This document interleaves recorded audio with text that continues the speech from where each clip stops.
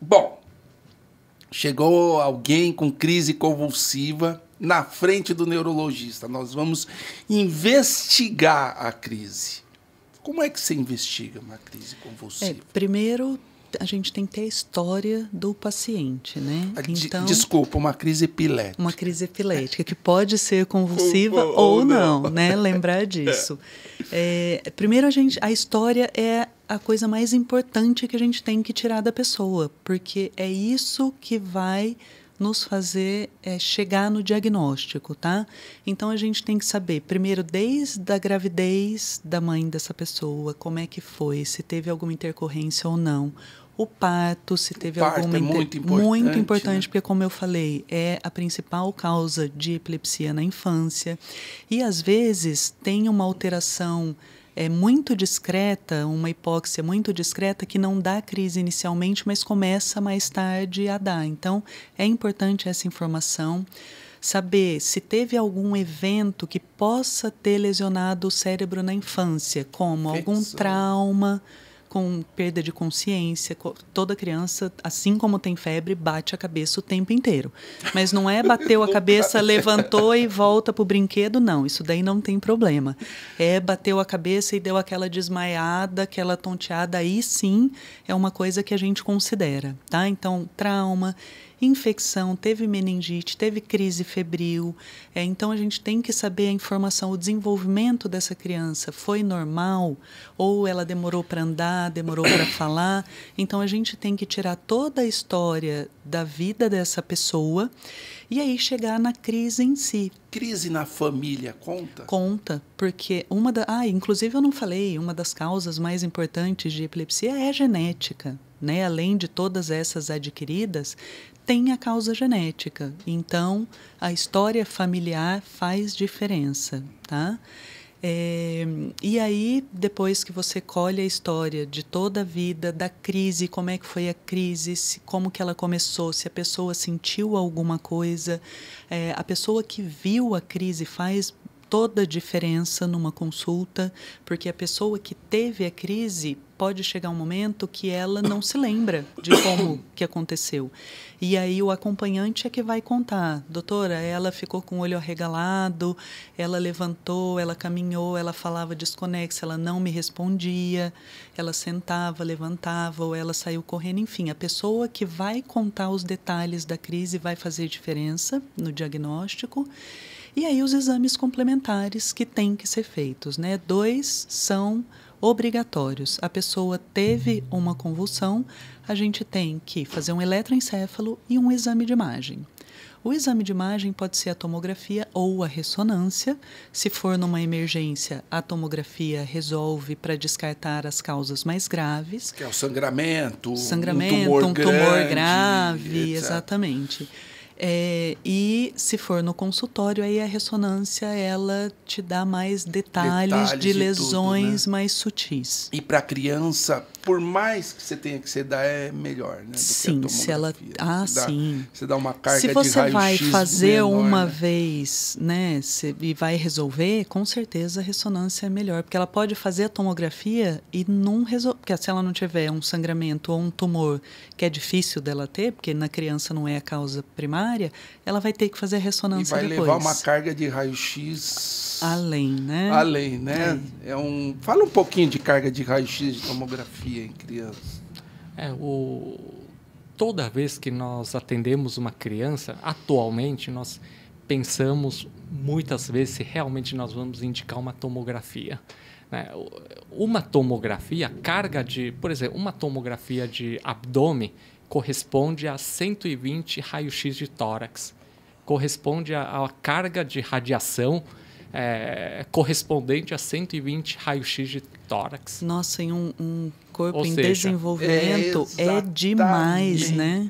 E o grande problema da tomografia em relação à radiação é que as radiações são cumulativas no núcleo celular das pessoas. Uma coisa é colocar uma carga de radiação numa célula de adulto, em que a atividade do núcleo já não é tão grande como de criança, em que a atividade do núcleo é muito alta. Isso significa que a chance de nós provocarmos algum erro de metabolismo dentro do núcleo, é muito mais, porque a atividade é grande, né? Se nós fizermos em criança, a chance desse problema se acumular para o resto da vida, imagine a expectativa de vida de uma criança de 10 anos, por exemplo. A pessoa vai ter expectativa de vida 80, 90 anos para frente, né?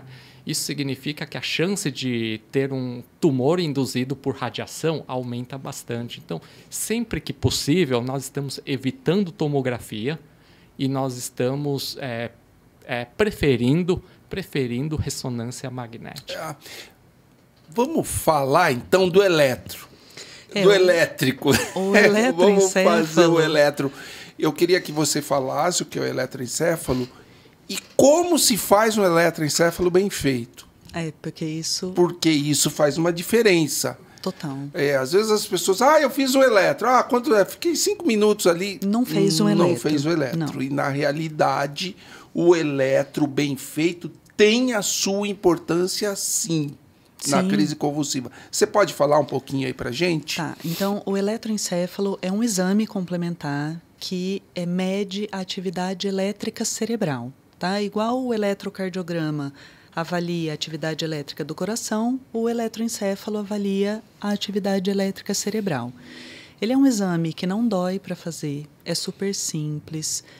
A gente pega eletrodos e cola no couro cabeludo da pessoa para fazer a captação dessa atividade. E como que ele é feito? Bom, primeiro o paciente tem que estar relaxado para fazer o exame, porque é muito importante ele dormir durante o exame, tá? Porque quando a gente está investigando a epilepsia, muitas vezes as descargas epileptiformes elas são ativadas durante a sonolência e o sono.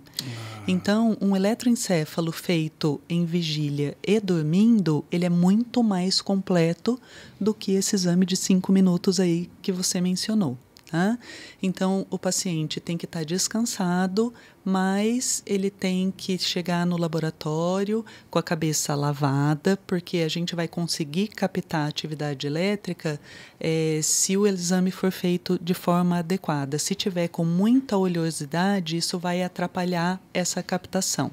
Então, tem que ir com o cabelo lavado, seco, chegar no laboratório, vão colar os eletrodos, o paciente vai deitar numa cama e vai ficar lá tentando dormir. O exame adequado dura mais ou menos uns 30 a 40 minutos. A gente consegue fazer vigília e sono durante esse tempo. Quer dizer, o ideal de um eletroencefalo... Bom, tô lá, eu, com suspeita de epilepsia. Meu médico prescreve o eletroencefalo. Se eu ficar 5 minutos na máquina... Tá errado. A sensibilidade, o exame não vai ser capaz de pegar o que ele tem que pegar. Mesmo porque o eletro ele é um exame tempo dependente, né? Então, se você faz 5 minutos de um exame, a chance de você captar alguma coisa é muito menor do que se você tiver um exame de meia hora. Né? Você tem maior chance de captar qualquer alteração quanto mais longo for o exame. Mas você não vai fazer eletrocontínuo para todo mundo. Então, de 30 a 40 minutos, é um você tempo adequado, ideal, que você consegue fazer vigília, pelo menos uma sonolência. Se a pessoa colaborar, você consegue o sono também. Você vai fazer alguns estímulos. Alguns estímulos, exatamente, que são aquelas luzinhas, a fotoestimulação intermitente. Então, coloca uma lanterna na frente do rosto da pessoa e fica fazendo umas luzinhas, a pessoa fica abrindo e fechando os olhos. E um outro estímulo é a hiperventilação, pede para respirar profundamente durante 3 a 5 minutos. Então, esse é um tipo de eletro que é o eletro bem feito. Tá? O aparelho do eletro importa, o médico que vai laudar importa, mas pelo menos para você o tempo importa. Então, para a pessoa que vai fazer o eletro, que não sabe se a pessoa que está fazendo é boa, não é boa, pelo menos se ela tiver esse tempo de eletro, se tiver esses estímulos, essa luzinha piscando, ele vai entender que pelo menos ele está fazendo num local um pouco melhor, né? Num local que faz o negócio direito. Que vai dar os dados que o médico precisa, né? Exatamente, porque muitas vezes no meu consultório eu pego pacientes que trazem eletros para mim que eu não consigo avaliar nada. Porque se você não cola o eletrodo direito, se você não dá o tempo para o eletrodo captar o que ele tem para captar, você não consegue registrar as informações que você precisa para ajudar no diagnóstico daquela pessoa. Então, o eletro é extremamente importante para acompanhamento e diagnóstico de pessoas com epilepsia, porque, como a gente falou lá no início, a epilepsia é uma desordem elétrica. Então, a gente registrar atividade elétrica cerebral, isso nos dá muita informação. Então, o eletro é um exame obrigatório para quem quem tem crise epilética, quem tem epilepsia, e ele tem que ser feito de uma forma adequada para ajudar o médico a te ajudar na sua doença. Aumentar a dose, diminuir a dose, tirar o remédio, dar remédio. E não só nisso, escolher o remédio que ele vai tirar. Escolher o remédio. Porque, como a gente estava falando, a gente tem tipos diferentes de crise. Tem crise que começa numa região específica do cérebro, que a gente chama de crise focal. E tem crise que já acomete os dois hemisférios rapidamente, que é o que a gente chama de crise generalizada.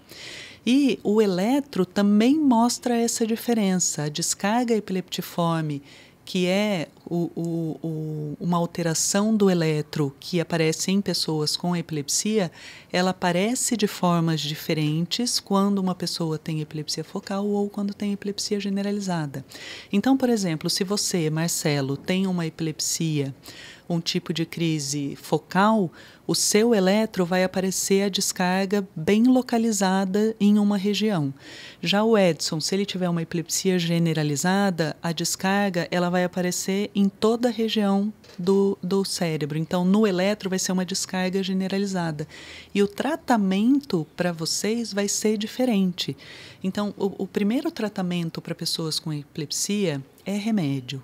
É medicamento anticrise. E para isso você depende de uma captação adequada, de um tempo adequado. Exatamente. A gente, lá no Hospital Albert Einstein, por exemplo, tem um eletro que a gente fala que é um eletro prolongado de 2 horas, né? Sim. Quando que você indica esse tipo de eletro mais prolongado?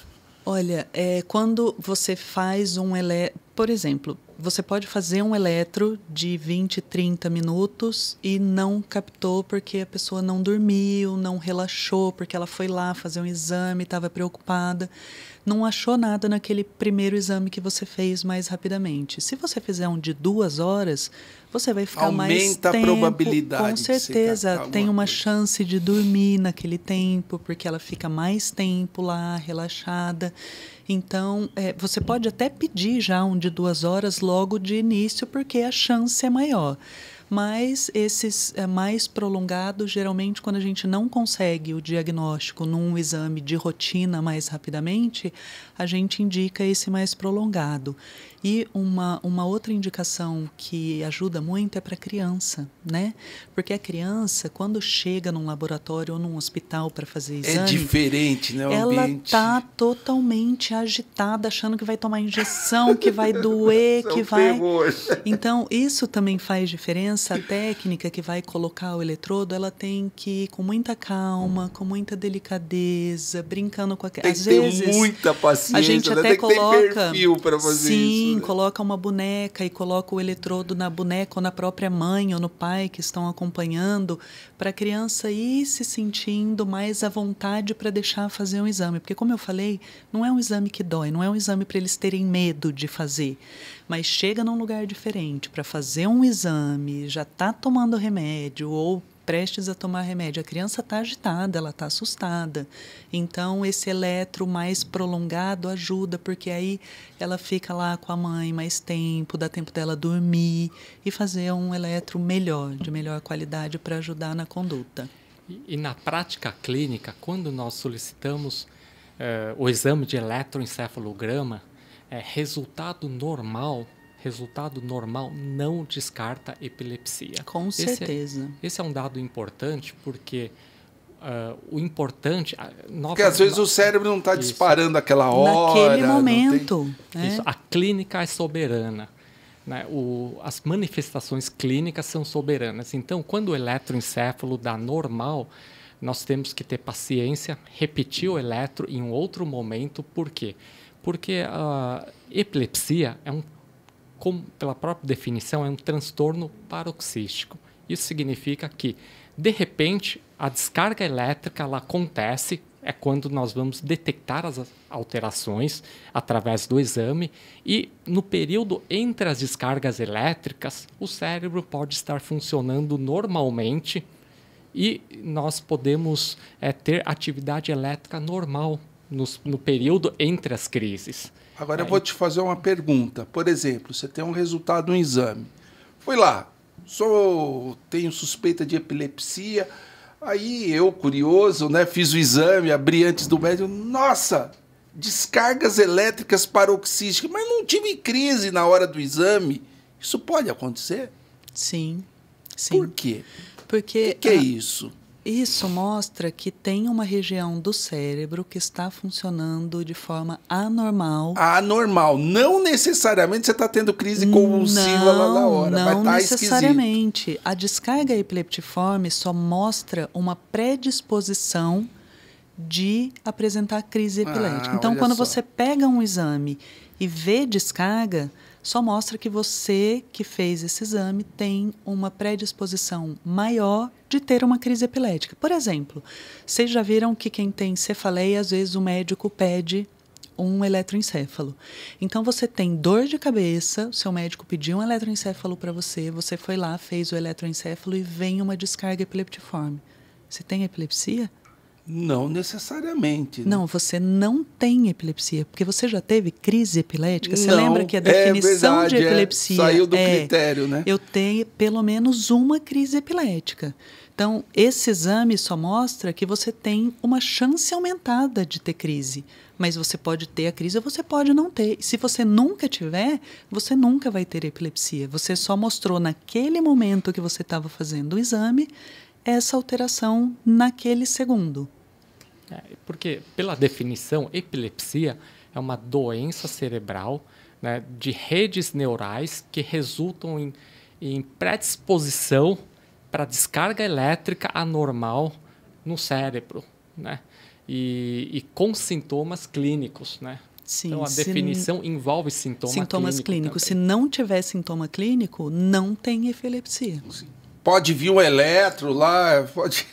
Sim. Não tem. Mas, não claro, faz parte da... É importante saber que o sintoma clínico não necessariamente seja convulsão.